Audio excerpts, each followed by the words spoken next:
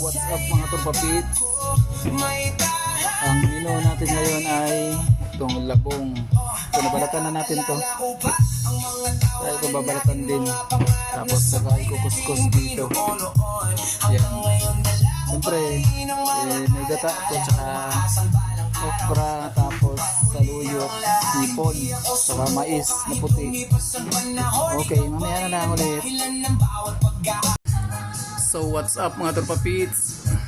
Ito ngayon ang ating menu. Our menu for today is ginataang labong with pasayan. So ito na, nadikdik na natin yung labong. Ayan. Ang gagawin natin dito is pipigaan natin ito sa asin. Tapos pagkapiga, lulutuin, ilalaga siya, palambutin. Tapos ito yung mga ingredients niya.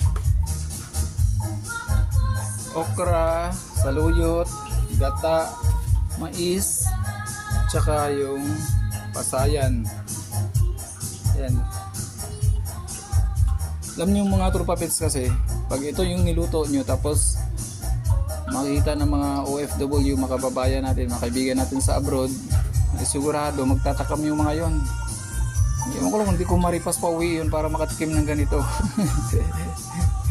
Ito yung mga lutong probinsya. Yung mga minudo-minudo, mechado, wala yan. Hindi na, common na yun eh.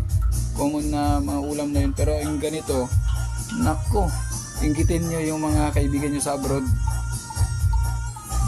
Magluto kayo ng ganito, tapos inggitin mo sila. Inggitin nyo, yan. Ayan.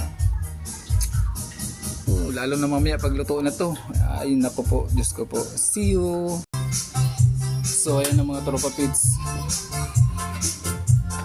Ito yung huling piga ng gata. Dalawa kasi yung piga ito eh. Ito yung unang piga, yung kakang gata kung tawagin. So ayan, buksan na natin yung yun. Ilalaga natin to ng mga 1 oras. Walang problema sa gas kasi 3 yan. Yun. Kasi itong mais, kukudkurin din natin to.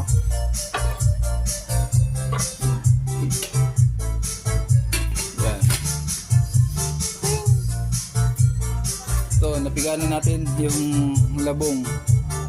Yan, pigang-piga yan, saka bulang-bula. Sige, mamaya ulit.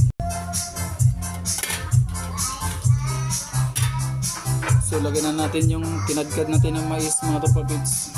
May andyan na yung labong sa loob.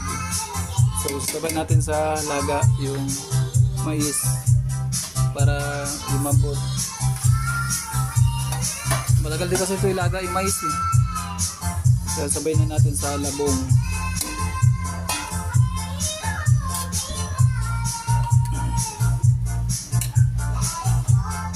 Yun oh. Naamoy ko na.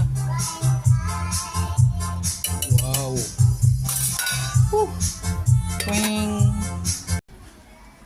Ito na mga turpapits, lagyan na natin yung ating pasayan. Natimplahan na rin ito ng asin, chocolate asin. May konting asin kasi bagoong. Tapos konting asin kasi nilamas na to sa asin eh. Kaya dapat konti lang yung asin para hindi umalat masyado. Yan. Kaya natin yung apoy. So takpan natin ulit. Okay, lagyan na natin yung itong okra at saka saluyot. Aray ko, mainit po mga turpapits. Ayan, lagyan na natin. Sabay na rin itong saluyot para maluto maigi. Hindi na natin masyadong lulutuin yung hipon kasi madudurog siya, maghiwala yung ulo niya. So dapat medyo mild lang kasi maluluto din yan dahil sa yung gulay siyempre. Yan.